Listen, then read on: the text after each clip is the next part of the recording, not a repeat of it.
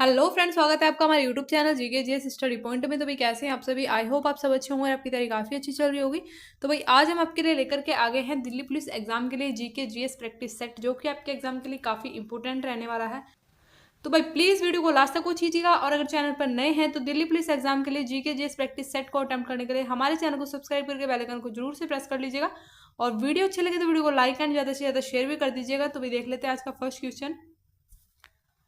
भारत में दूसरी बार एशियाई खेलों का आयोजन कब किया। तो भाई बात करें भारत में जो है एशियाई खेलों का दूसरी बार आयोजन किया गया था 1982 में। ऑप्शन डी आपका राइट आंसर हो जाएगा। और अगर बात करें पहली बार कब आयोजन किया गया था, तो भाई 1951 में आयोजन किया गया था पहली बार।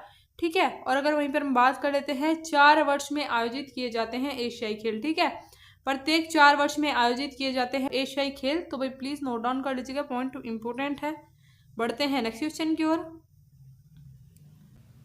मानक तीरंदाजी स्पर्धा में प्रयुक्त होने वाले लक्ष्य में कितने वृत्त होते हैं। तो भी बात करें जैसे कि आपका एक लक्ष्य होता है ऐसे राउंड राउंड, ठीक है, तो उसके अंदर कितने कुल 10 वृत्त बने होते हैं। ठीक है, ये टोटल मिला करके जो होते हैं कुल 10 वृत्त होते हैं। ठीक है, तो ऑप्शन सी आपका राइट आंसर हो जाएगा। ठीक है, नोट डाउन कर लीजिएगा भाई, इंपोर्टेंट है। बढ़ते हैं नेक्स्ट क्वेश्चन की ओर। वर्तमान में सेबी के अध्यक्ष कौन है। तो भाई बात करें वर्तमान में सेबी के अध्यक्ष की, तो वर्तमान में सेबी के अध्यक्ष हैं तुहिन कांत पांडे। ऑप्शन बी आपका राइट आंसर हो जाएगा। नेक्स्ट देख लेते हैं। रोलेट एक्ट किस वर्ष पारित किया गया। तो भाई रोलेट एक्ट जो है यह पारित किया गया था 1919 में। ठीक है, ऑप्शन बी राइट आंसर हो जाएगा। और रोलेट एक्ट को अन्य नाम से जाना जाता है काला कानून। ठीक है, क्या कहा जाता है, काला कानून भी कहा जाता है रोलेट एक्ट को। ठीक है, बढ़ते हैं नेक्स्ट क्वेश्चन की ओर। स्वतंत्रता के बाद निम्न में से कौन किसी भी खेल में भारत का पहला विश्व चैंपियन था। तो भाई बात करें स्वतंत्रता के बाद इनमें से कौन है जो किसी भी खेल में पहली बार विश्व चैंपियन रहा था। तो भाई विश्व चैंपियन जो रहा था ये कौन थे, ये थे विल्सन जोन्स। ठीक है, ऑप्शन डी आपका राइट आंसर हो जाएगा। बढ़ते हैं नेक्स्ट क्वेश्चन की ओर। डेमोक्रेसी शब्द की उत्पत्ति किस भाषा से हुई है। तो भाई ये भी मोस्ट इंपोर्टेंट क्वेश्चन है। ठीक है, ये भी पूछा जाता है आपसे काफी बार। तो डेमोक्रेसी शब्द की जो उत्पत्ति हुई है ग्रीक भाषा से हुई। ऑप्शन बी राइट आंसर हो जाएगा। बढ़ते हैं नेक्स्ट क्वेश्चन की ओर। पंजाब के होला मोहल्ला त्योहार के बारे में निम्न में से कौन सा कथन सही है। तो भाई बात करें पंजाब के होला मोहल्ला त्योहार के बारे में इनमें से कौन सा कथन सही है, तो भाई पढ़कर देख लेते हैं। ठीक है, पटियाला में यह त्योहार मुख्य रूप से महिलाओं द्वारा शिल्पकला और गीतों के माध्यम से मनाया जाता है। तो भाई ये तो राइट नहीं होगा। ठीक है, बात कर लेते हैं। इसमें आनंदपुर साहिब मार्शल आर्ट लंगर और निहंग नकली युद्ध को प्रदर्शित किया जाता है। तो भाई ये आपका राइट हो जाएगा। तो भाई ऑप्शन नंबर बी आपका राइट आंसर हो जाएगा। ठीक है, नोट डाउन कर लीजिएगा। बढ़ते हैं नेक्स्ट क्वेश्चन की ओर। रोल इन शब्द किस में प्रयुक्त होता है। तो भाई बात करें रोल इन शब्द जो है यह किस में प्रयुक्त होता है, तो यह होता है हॉकी में प्रयुक्त। ठीक है, ऑप्शन सी आपका राइट आंसर हो जाएगा। और अगर बात कर लेते हैं हॉकी से संबंधित कुछ अन्य शब्दों की, तो भाई नोट डाउन कीजिएगा आप। ठीक है, स्कूप स्कूप और बुली। ठीक है, स्कूप और बुली ये दो शब्द भी जो हैं आपके एग्जाम में पूछे जाते हैं, हॉकी से संबंधित है। ठीक है, बढ़ते हैं नेक्स्ट क्वेश्चन की ओर। ब्लीडर शब्द किस खेल से जुड़ा है। तो भाई ब्लीडर शब्द की बात करें तो ब्लीडर शब्द जो है यह जो संबंधित है बॉक्सिंग से संबंधित है। ठीक है, ऑप्शन डी राइट आंसर हो जाएगा। बढ़ते हैं नेक्स्ट क्वेश्चन की ओर। प्राचीन भारतीय संगीत में मार्गी संगीत का आधार था। तो भाई बात करें प्राचीन भारतीय संगीत में मार्गी संगीत का जो आधार था, तो भाई वह क्या था, वैदिक परंपराएं। ठीक है, ऑप्शन बी यहाँ पे राइट आंसर आपका हो जाएगा। बढ़ते हैं नेक्स्ट क्वेश्चन की ओर। गेट का पूर्ण रूप क्या है। तो भाई बात करें गेट की, ठीक है, इसके पूर्ण रूप की बात करें तो इसका पूर्ण रूप हो जाएगा आपका general agreement on tariffs and trade. ठीक है, ऑप्शन आपका डी राइट आंसर यहाँ पे हो जाएगा। और बात कर लेते हैं अगर हम गेट की, तो भाई गेट की जो स्थापना हुई थी, ये जो यह प्रभावी हुआ था 1 जनवरी 1948 से यह प्रभावी हुआ था। ठीक है, 1948 से। और बात कर लेते हैं 1 जनवरी 1995 को गेट क्या है, 1 जनवरी 1995। ठीक है, 1995 से इसका जो स्थान है विश्व व्यापार संगठन ने ले लिया था। ठीक है, गेट का जो स्थान है अब किसने ले लिया था, तो ये ले लिया था 1 जनवरी 1995 से विश्व व्यापार संगठन ने इसका स्थान ले लिया था। ठीक है, तो भाई ये आपका नोट डाउन करने के पॉइंट है, तो प्लीज नोट डाउन कीजिएगा। बढ़ते हैं नेक्स्ट क्वेश्चन की ओर। राष्ट्रीय आय का पहला अनुमान किसने लगाया था। तो भाई राष्ट्रीय आय का जो पहला अनुमान लगाया गया था दादा भाई नौरोजी द्वारा, ऑप्शन ए राइट आंसर हो जाएगा। ठीक है, इनको क्या कहा जाता है, ग्रैंड ओल्ड मैन भी इनको कहा जाता है, ये भी इंपॉर्टेंट पॉइंट है। ग्रैंड ओल्ड मैन किसे कहा जाता है, ये क्वेश्चन पूछा जाता है, तो फिर दादा भाई नौरोजी को ही कहा जाता है। बढ़ते हैं नेक्स्ट क्वेश्चन की ओर। कंप्यूटर का दूरस्थ लॉगिंग की सुविधा क्या है, तो भाई कंप्यूटर पर दूरस्थ लॉगिंग की जो सुविधा है उसे कहा जाता है टेलनेट। ठीक है, ऑप्शन सी राइट हो जाएगा। नेक्स्ट देख लेते हैं, भारत में राष्ट्रीय पंचायती राज व्यवस्था कब मनाया जाता है, तो भाई भारत में राष्ट्रीय पंचायती राज व्यवस्था 24 अप्रैल को मनाई जाती है, ऑप्शन बी राइट आंसर हो जाएगा। ठीक है, और बात कर लेते हैं अगर हम राष्ट्रीय पंचायती राज व्यवस्था की। ठीक है, पंचायती राज व्यवस्था को भाग 9 में रखा गया है, भाई ये पूछा जाता है। ठीक है, और आर्टिकल 243, ठीक है, आर्टिकल 243 में इसको रखा गया है पंचायती राज व्यवस्था को। ठीक है, तो ये नोट डाउन कर लीजिएगा। बढ़ते हैं नेक्स्ट क्वेश्चन की ओर।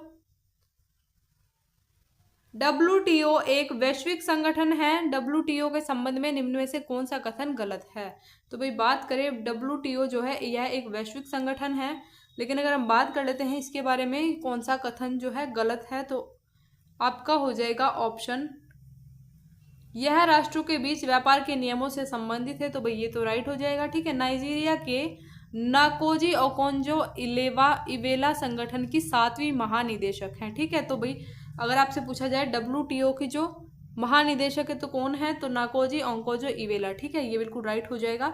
और बात करें इसका शीर्ष निर्णायक निकाय मंत्री स्तरीय सभा है। ठीक है, तो भाई ये भी राइट हो जाएगा। लेकिन अगर बात करें इसका पूर्ण रूप क्या है, वर्ल्ड ट्रांसपोर्ट ऑर्गेनाइजेशन, तो भाई इसका पूर्ण रूप वर्ल्ड ट्रांसपोर्ट ऑर्गेनाइजेशन ना होकर के क्या है, तो भाई इसकी जो फुल फॉर्म हो जाएगी वो क्या हो जाएगी, इसकी फुल फॉर्म हो जाएगी वर्ल्ड ट्रेड ऑर्गेनाइजेशन। ठीक है, ये आप नोट डाउन कर लीजिएगा, वर्ल्ड ट्रेड ऑर्गेनाइजेशन इसकी फुल फॉर्म हो जाएगी। बाकी ये तीनों ही सही हैं। ठीक है, यह राष्ट्रों के बीच व्यापार के नियमों से भी संबंधित है।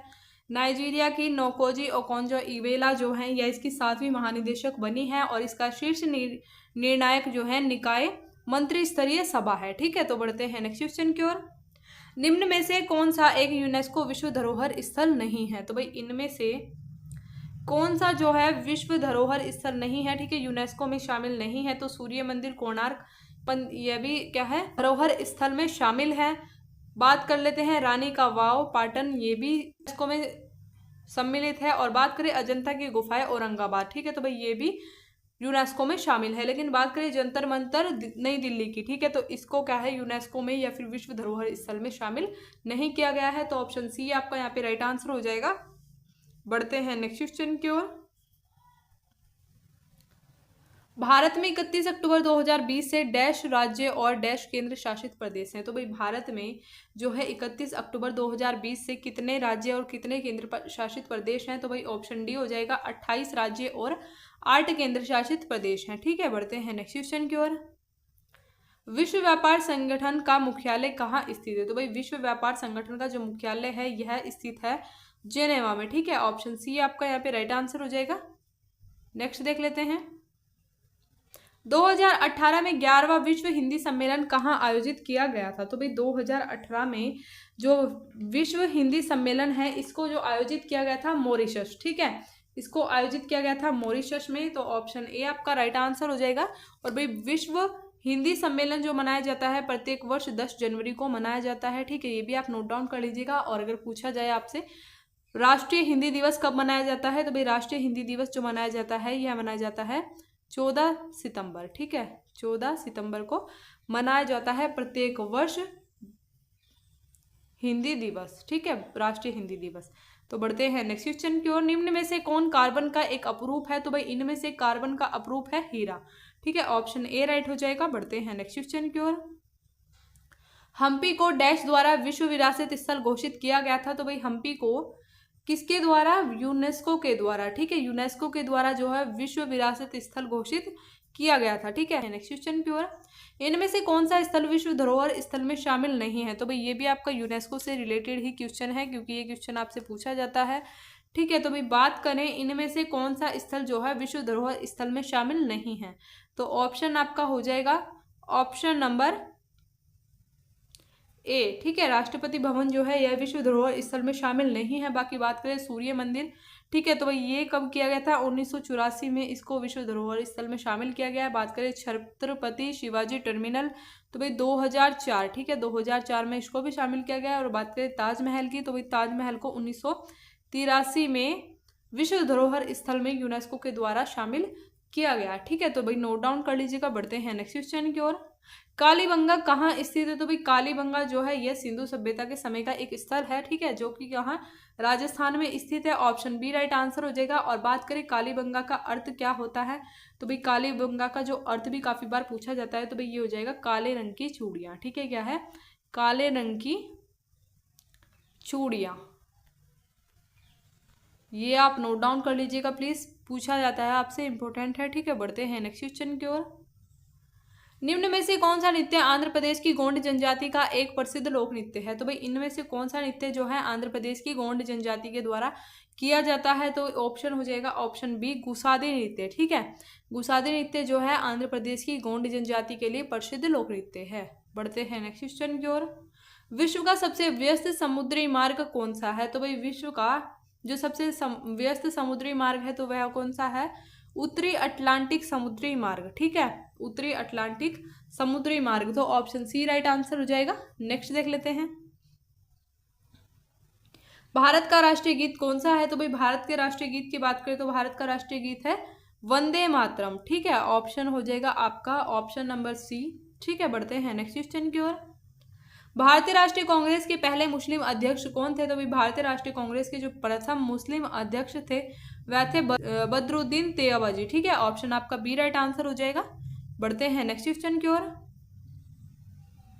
1922 में गांधी जी द्वारा असहयोग आंदोलन को बंद करने का मुख्य कारण क्या था? तो भाई 1922 में गांधी जी के द्वारा असहयोग आंदोलन को बंद करने का जो मुख्य कारण था, तो वह क्या था? उत्तर प्रदेश के चौरी चौरा में एक पुलिस स्टेशन को भीड़ ने आग के हवाले कर दिया था। ठीक है, तो भाई किसके आग के हवाले कर दिया था? ठीक है, तो यह कब हुआ था? तो यह घटना थी 4 फरवरी 1922 की।